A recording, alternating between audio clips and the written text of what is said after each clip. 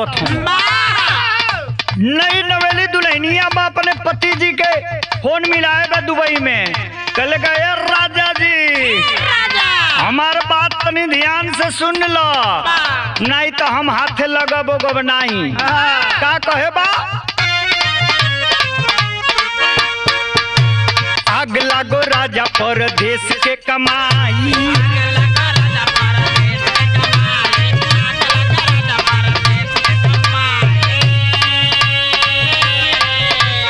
कबले जवानिया के राखी हम जोगाई।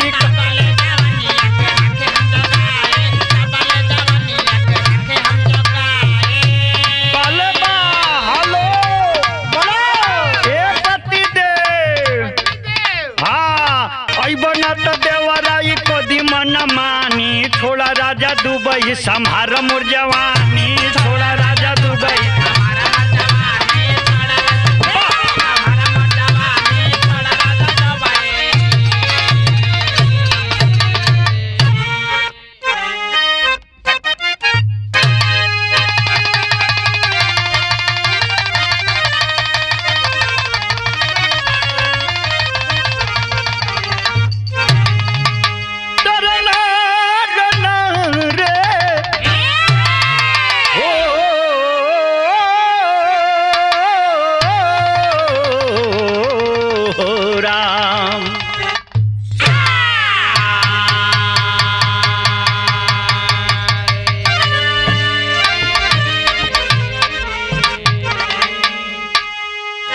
भैया मैं राकेश यादव पप्पू, लोकगीत बिरहा गायक कलाकार होशी मऊ जिला के सरजमी से। आज जौनपुर में नटराज स्टूडियो में अंकुर भैया राहुल भैया के देख रेख में एगो ऐसा सामाजिक विडम्बना सामाजिक चित्रण आप लोगन के बीच में प्रस्तुत कर रहल बानी बिरहा के रूप में। ये बिरहा आप सुन रहल बानी टोनकर बिरहा म्यूजिक यूट्यूब पर, जेकर निर्माता प्रोड्यूसर श्री अशोक सोनकर जौनपुरी राष्ट्रीय गायक जी हुआ। भैया के चैनल पर हमनी पर आप लोगन का आशीर्वाद हमेशा बनल रहे, कहे कि आप ही लोग बिरहा गवाई ना, हमनी लोग का गाई ना जा। और कलाकार समाज का आईना होता है, आप सबको सचेत करने के लिए जो है कि कोई भी प्रसंग आपके बीच में प्रस्तुत करता है कि ताकि ऐसी घटना दुर्घटना कभी फिर न पुनरावृत्ति करे। भूमिका के लाइन में मास्टर साहब कहना बा,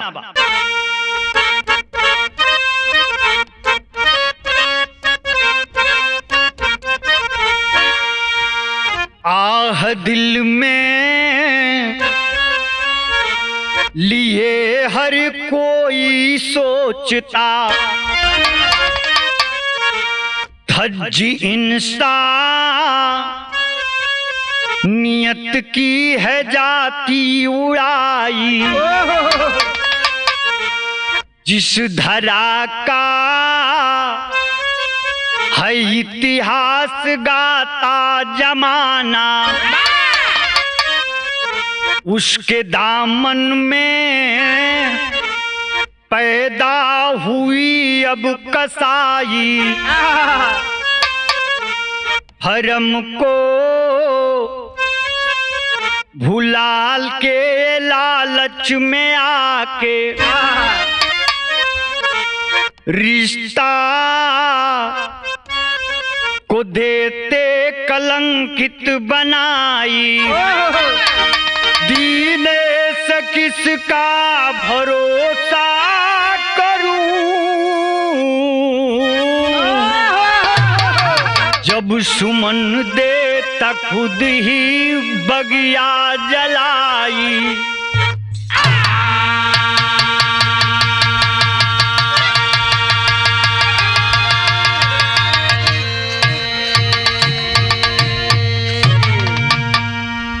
धर्म को भुला के लालच में आके रिश्ता को देते कलंकित बनाई, दीने से किसका भरोसा करूं, जब सुमन ही देता बगिया जलाई।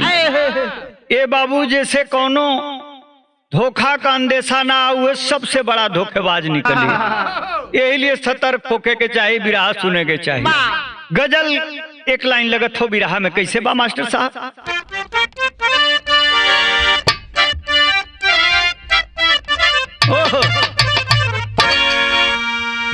महबूब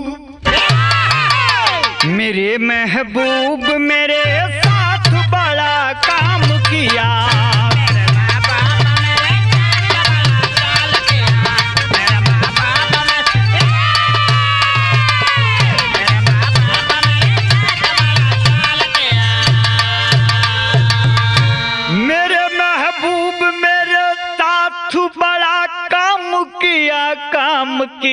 काम किया प्यार महंगा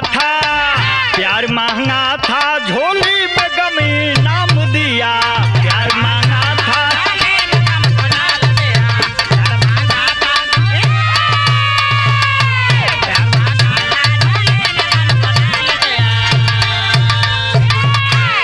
लेकिन जमाने के लिए लिख रहे हैं कवि जी, बड़ा सुंदर भाव क्या लिखे हैं। आज विश्वास का लोगों ने गला घोट दिया। आज विश्वास का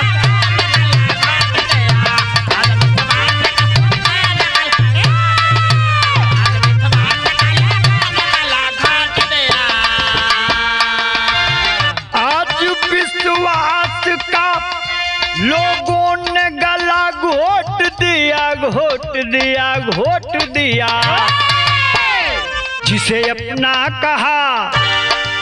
जिसे अपना कहा वही जिगर पर चोट किया। जिसे अपना कहा वही जिगर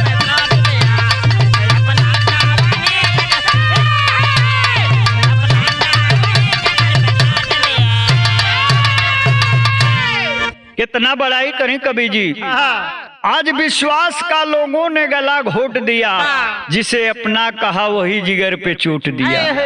ए बाबू ये घटना कहाँ का घटल हो? तारा तरीन घटना बा गाजीपुर धरती जौन शहीदी धरती के नाम से विश्व विख्यात हो। शुरुआत हो मास्टर साहब शेर के माध्यम से।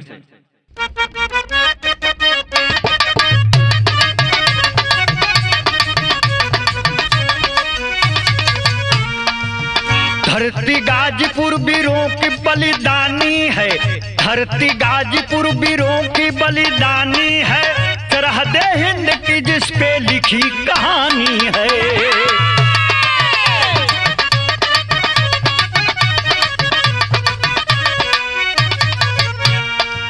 जिस धरती पे हमको सदियों से है नाज सही, जिस धरती पे हमको सदियों से है नाज सही, उसी के दामन में दरिंदा पैदा आज सही।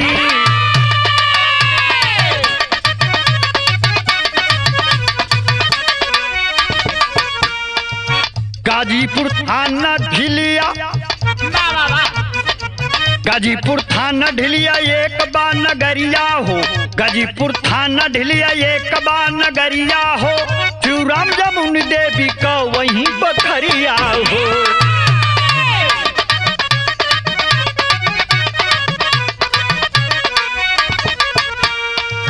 बेटा या भय बेटी कुसुम एक कुमरिया हो। बेटा या भय बेटी कुसुम एक कुमरिया हो। चार लोगन से घर का सजल बापलुवरिया हो।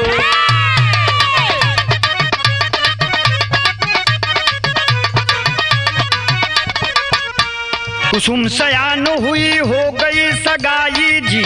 कुसुम सयान हुई हो गई सगाई जी। पति पियकर मिला कुसुम तब घबराई जी।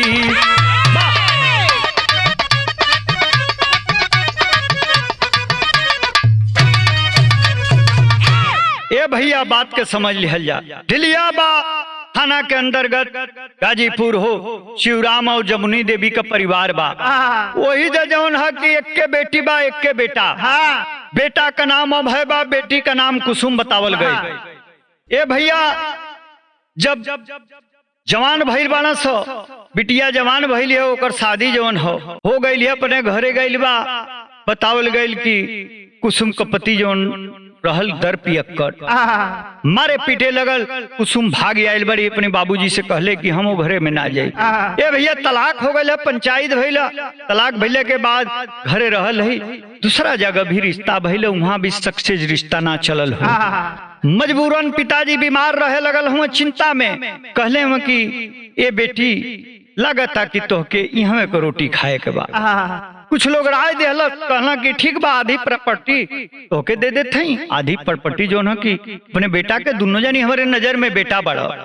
ए बाबू ये बतिया जवन है कि अभय के नागवार गुजरल हो, जब अभय के नागवार गुजरल है तो हमारे बिरहा में तर्ज बदलत हो। मास्टर साहब कैसे?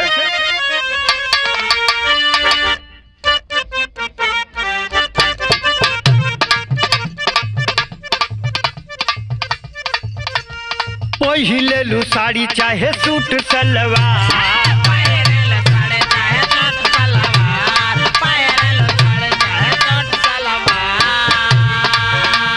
नीक लागे सगरो बदन पे तोहार,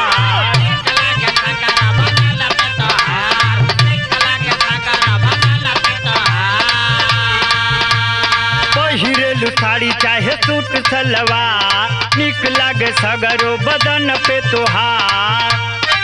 होठ मधुशाला तोहर जाम भइल बा हो, जाम भइल बा, असही न दुनिया में नाम भइल बा, असही न दुनिया में नाम भइल बा, बाबू हो कमरिया पे काम भइल बा।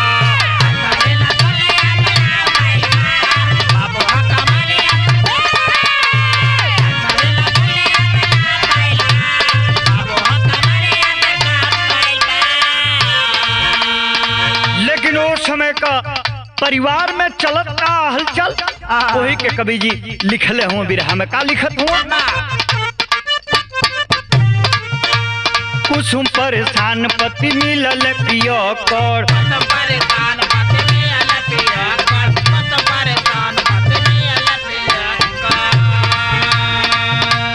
माने नहीं बात बाटे नी पते घूमो कर,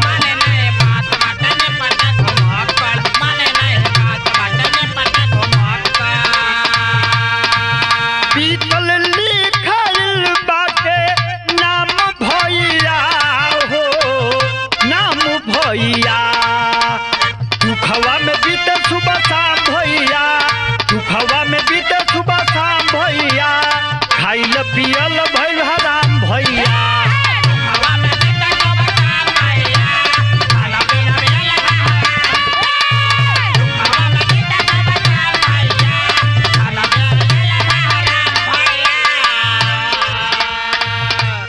बाबू माई से कहली नैहर कजी करिया,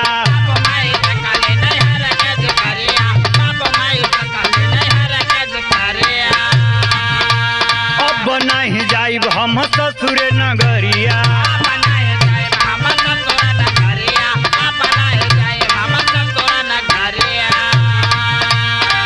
छूटा छूट भइल दिल हम भइल बा, दिल हम भैया हो, दुखवा में बीते सुबह शाम भैया, दुखवा में बीते सुबह शाम भैया, खाइल पियल भइल हराम भैया।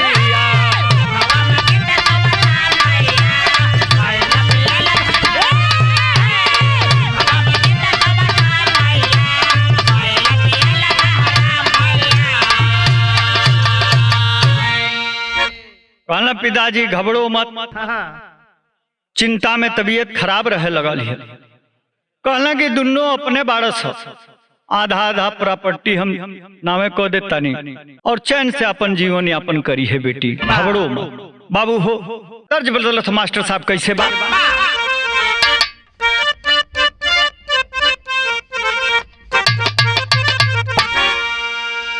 एगो नई नई दुल्हन का ई परेशानी हो, कहले बा अपनी शौकीन से का कहल, सैया मिलल सुतवैया मोका करी,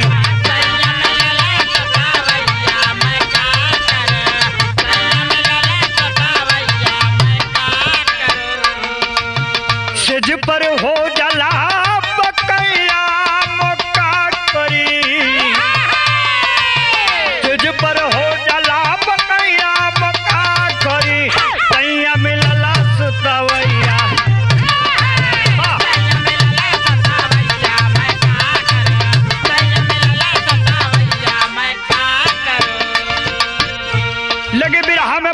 लिखत हो मौके वारदात का कवि जी का। सोचे बाबू मोतरिया अब का हुई, सोचे बाबू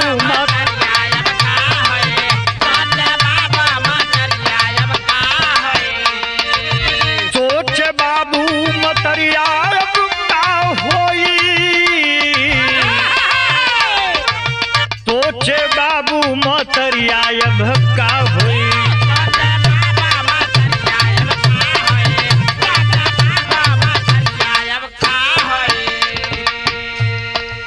कहियल कुसुम सही है परतनिया,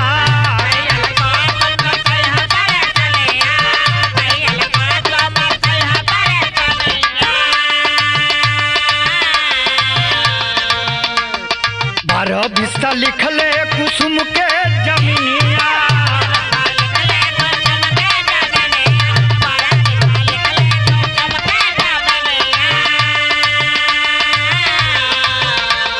धन को लय भय के खोपड़िया अब का हुई।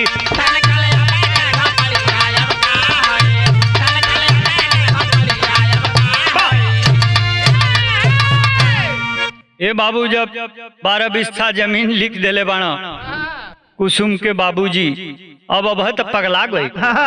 पंचायत पे पंचायत बिटोरे लगा, कलश की कुल खेतवा बेच के जवन है कि बहनिया का शादी कर दिया, फिरो हमके कौनो तराज ना, ये हमारा ही हमार दया दिन बन जाई। आ बड़ा समस्या हुई, झगड़ा ही तहिए है, ये भयवा का आरोप है। ए बाबू राखी के त्योहार नगचा गई है, न बहनिया के दिल में बा कि हम भैया के राखी बानी, न भय सोचता कि हमरा के राखी कुसुम बनी है।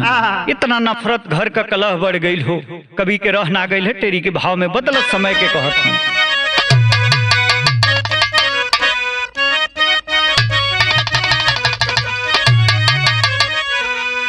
जमीनिया सबके खाई ये भैया, सोचे अभय करी पटदारी मोर बहिनिया, यार बहिनिया। अब जौन बाकी अभय का जौन दोस्त मित्र रहना से गेप तो तोर बहनिए पटीदार बन के रही रे, लाठी चलाई मौका पर। ये भैया अभय के चुभता, मैंने बाबूजी के कहलस की फैसला रिटर्न कर लो, नहीं तो बड़ा मुश्किल हो जाए। ये बाबू भइल का विदेशिया में भाव लिखत हूँ कभी।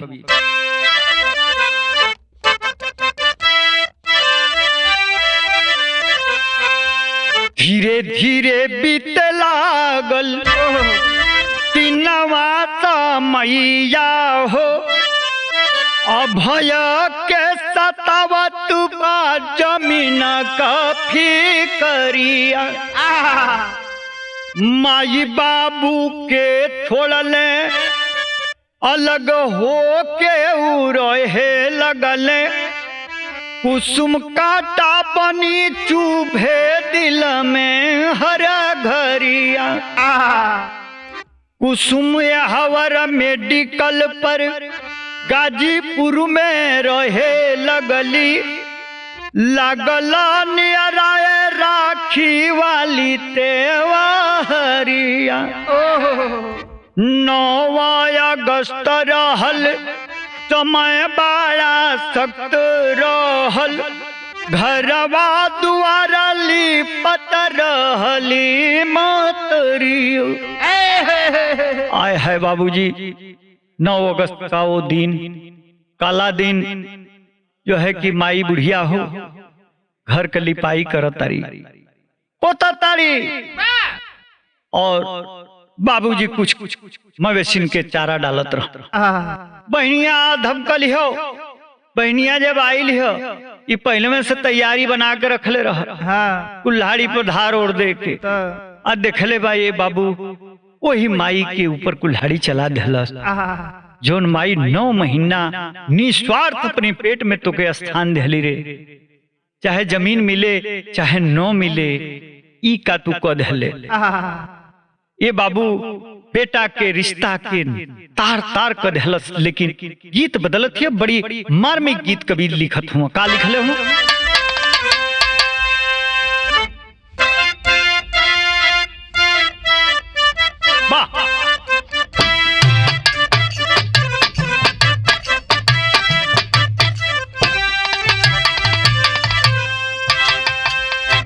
उहे दुनिया बा जौने समय राजा हरिश्चंद्र जी चल रहे बना बनारस में बीके बदे।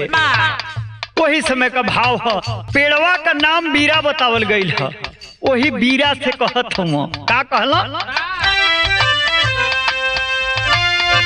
ये बीरा काशी बता दो कितना दूर पैरन में छाला पड़ी रे गयो रे।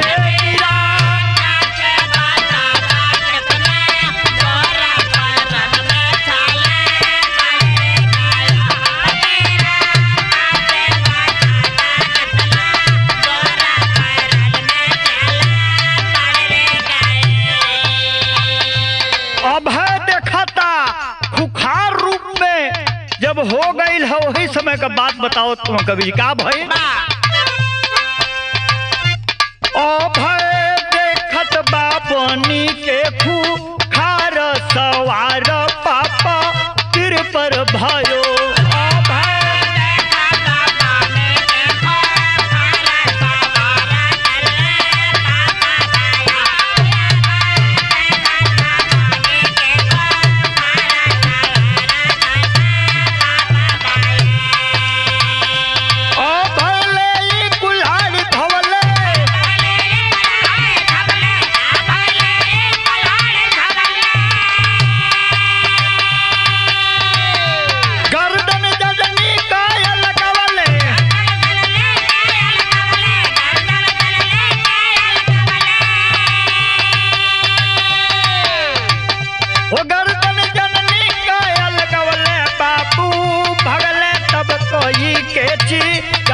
सवार पापा सिर पर भयो।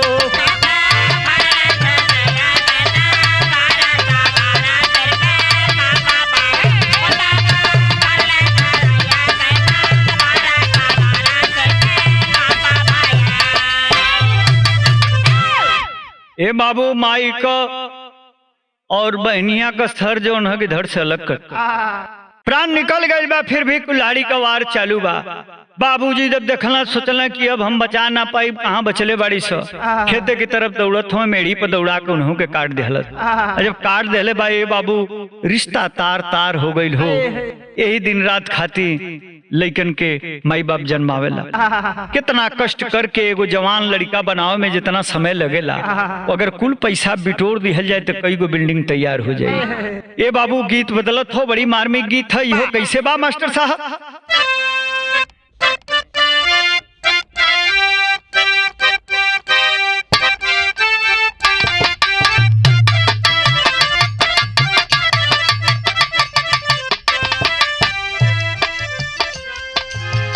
निबिया के डरिया मैया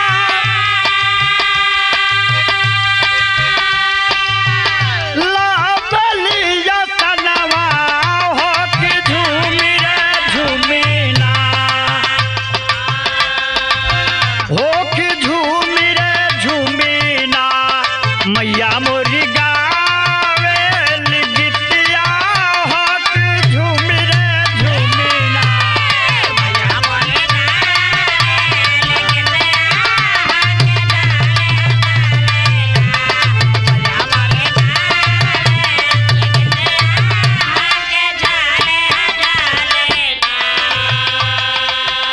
माजी के मुआ के पीछा पहले बा कसैया निरदैया बन के ना, निरदैया सुमयली वही समैया निरदैया बन के।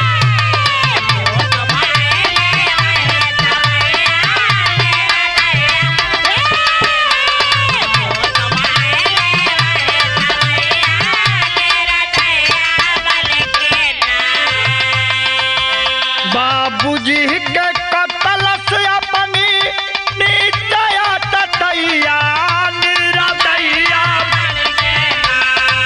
निरदैया बन के ना कुसुम कहते बनी के गैया निरदैया बन के।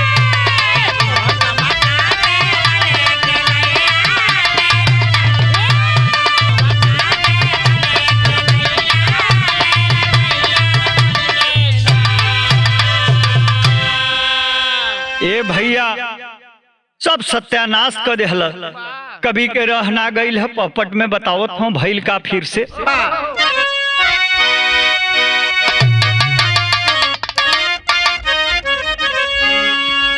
भइल फरार बाटे दुराचारिया तवन घरिया में कौआ अंदर फैलल बा खबरिया तवन घरिया में।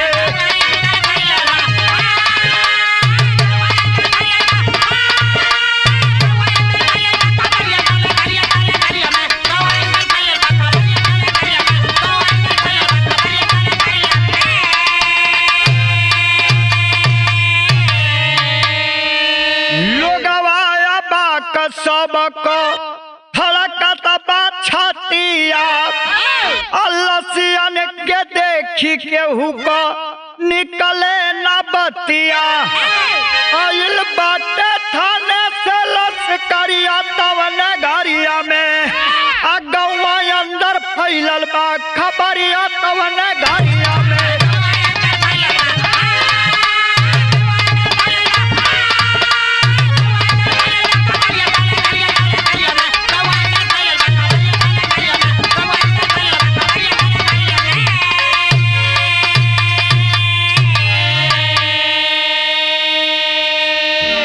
चारों तरफ कोहराम मच गया। कितने लोग तो बेहोश होकर गिर गए जब खबर पाए। आई जो ना कि भाग गए बाबू। अब भाग गए दरोगा साहब आए हुआ अपन टीम लेके लाश को पोस्टमार्टम के लिए भेजने की तैयारी कर रहे हैं, लेकिन आल्हा के भाव में बिरहा को आगे ले जा रहे हैं। कवि जी कैसे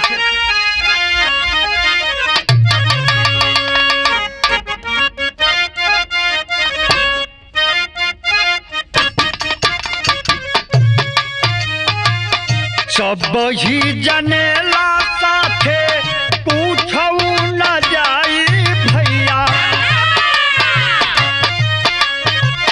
तो बहु पर लाला चलोगा करे बारिया।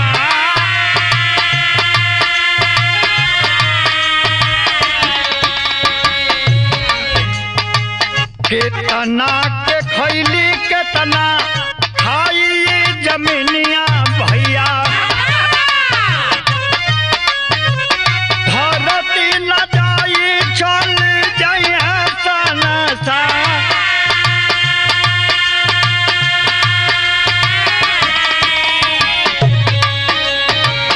पापी को तलाश करे पुलिस के जवानवा पंचो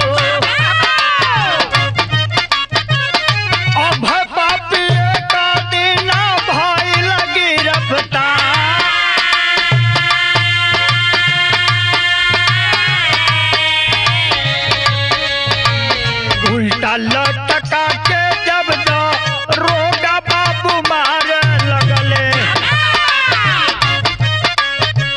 भूत जैसे बोले बात सगरी बारबा।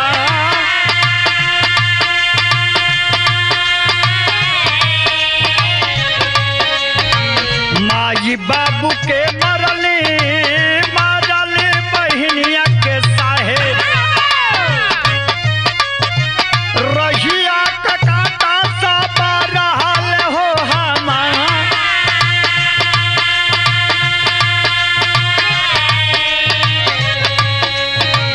पोस्टमार्टम लात हवर तीनों के गईली पंचो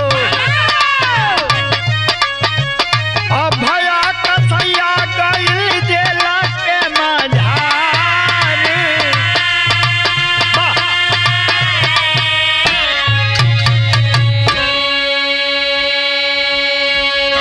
ए बाबू अभय की गिरफ्तारी हो गई, इधर पोस्टमार्टम में लाश चली गई। गांव के लोग हितनाथ लोग अंतिम संस्कार कईल, लेकिन पूरा गाजीपुर का हो शहीदी धरती शर्मसार हो गई। पूरा इंडिया के लोग परेशान हो गए इस खबर को पाके।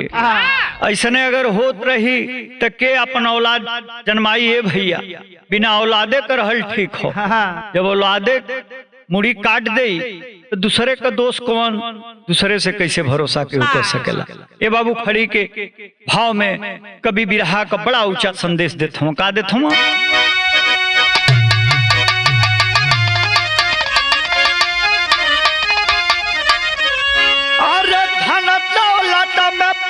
के जन भूलई है भैया, अनाता मानवता के सब हिस्से निभई है भैया।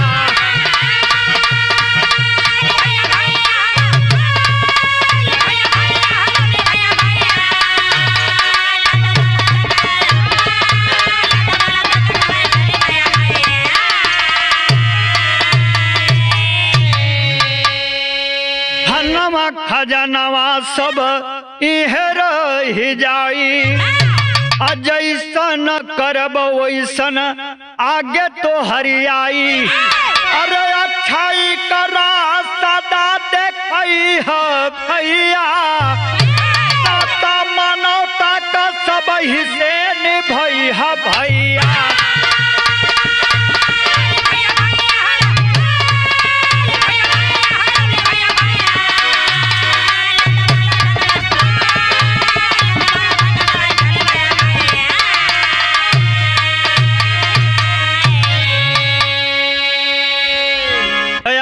सच्चाई और मानवता इंसानियत से अगर जीवन यापन हो रहा है तो वही सार्थक जीवन है। ए बाबू छुट्टी में कोई जीवन है, यो लाठी चला के बितावल चाहता रजा। अरे हंस बोल के मोहब्बत प्रेम में बिता ल जा, कहियो न कहियो ताक बंद होइए जाए। कहना बा मास्टर साहब, कुसुम पराग स्वामी गुरु भोला कैसा है इंसान। अरे कविता लिखते कभी दिने तारक का रखी ध्यान हो,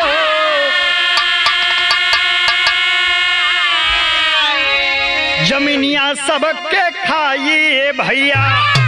राकेश पप्पू गावे सच्ची लिखल कहानियां, जमीनिया सबके खाइए भैया।